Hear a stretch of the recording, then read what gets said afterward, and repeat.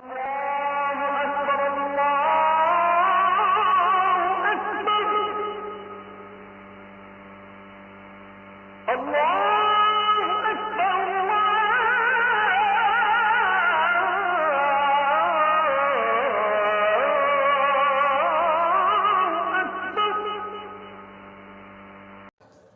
মাঠে আল্লাহ বান্দাকে কাছে ডাকবেন, ডেকে আমলনামা দিবেন।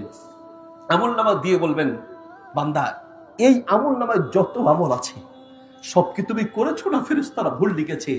আযনাবতু ইয়া রাব্বি, আযনাবতু ইয়া রাব্বি, সব আমি করেছি। ফেরেশতারা ভুল লিখেছে, লা ইয়া রাব্বি, একদম ঠিক ঠিক লিখেছি। বান্দা তুমি এত গুনাহ করেছো, ফেরেশতারা ভুল লেখেনি, সব করেছো, তো তোমার কি হবে এখন বলো? আল্লাহ আনতা রাব্বি ওয়া আনা আবদুক, আপনি আমার রব আর আমি আপনার গোলাম। আপনি যদি আমাকে ধরেন পৃথিবীর কেউ বাঁচাতে পারবে না, আর আপনি রহমান রহিম যদি মাফ করে দেন তাহলে আমি মাফ পেয়ে যাব। বান্দাকে কাছে ডেকে বলবেন, বান্দা তুমি যে গুনাহগুলো করেছো আমি আখফাইতু যামবা, দুনিয়ায় সেই গুনাহগুলোকে গোপন রেখেছিলাম। আজ কিয়ামতের মাঠেও তোমার কিছু আমল আছে, ওই আমলের কারণে আমি আল্লাহ তোমার উপরে খুশি আছি। এই জন্য আমি তোমার গুনাহগুলোকে আখিরাতেও গোপন রেখে নিজ দয়ায় তোমাকে জান্নাতের মেহমান বানিয়ে দিলাম।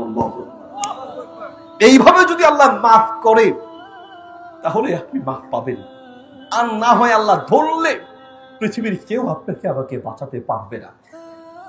আর রহিম, আল্লাহ বলেন, বান্দা আমি সবচেয়ে দয়ালু। আমি কত দয়ালু? নবী সাল্লাল্লাহু আলাইহি ওয়াসাল্লাম বসে আছেন,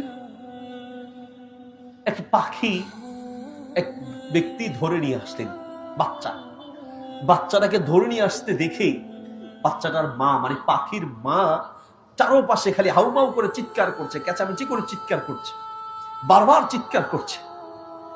রাসূল সাল্লাল্লাহু আলাইহি ওয়াসাল্লাম সাহাবীদেরকে বলেন, দেখে অবাক হচ্ছো?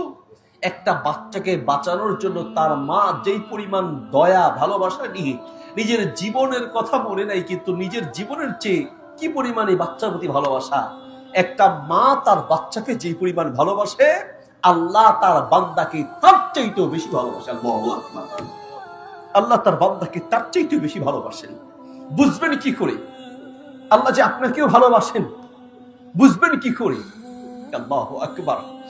রাতে আপনি যখন ঘুমাতে যান, আল্লাহ বলে, বান্দা তোমার বাপ তোমাকে রেখে ঘুমায়, তোমার মা তোমাকে রেখে ঘুমায়, তোমার ভাই বোন ছেলে মেয়ে দুনিয়ার সবাই তোমাকে রেখে ঘুমায়, কিন্তু একজন তোমাকে রেখে এক সেকেন্ডের জন্য ঘুমায় না। তিনি কে?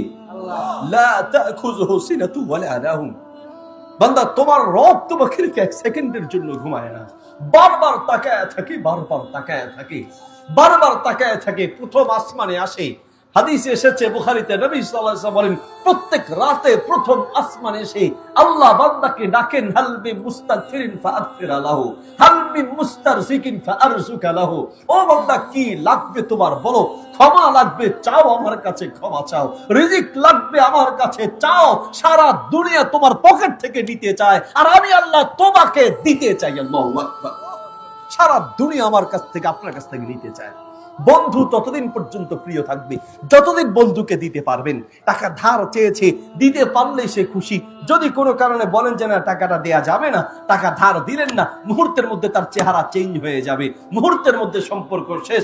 যতদিন খাওয়াতে পারবেন বন্ধুর অভাব নাই, যতদিন দিতে পারবেন শ্বশুর বাড়ির সেরা জামাই আপনি, যতদিন দিতে পারবেন স্ত্রীর কাছে সেরা স্বামী আপনি, যতদিন আপনার ইনকাম ঠিক থাকবে সন্তানের কাছে সেরা বাপ আপনি। আর যখন দেয়া বন্ধ হবে, ইনকাম বন্ধ হয়ে যাবে, অসহায় হয়ে যাবেন, দরিদ্র হবেন, গরিব হয়ে যাবেন, কাছের বন্ধুটার চেহারা শত্রুতায় পরিণত হবে।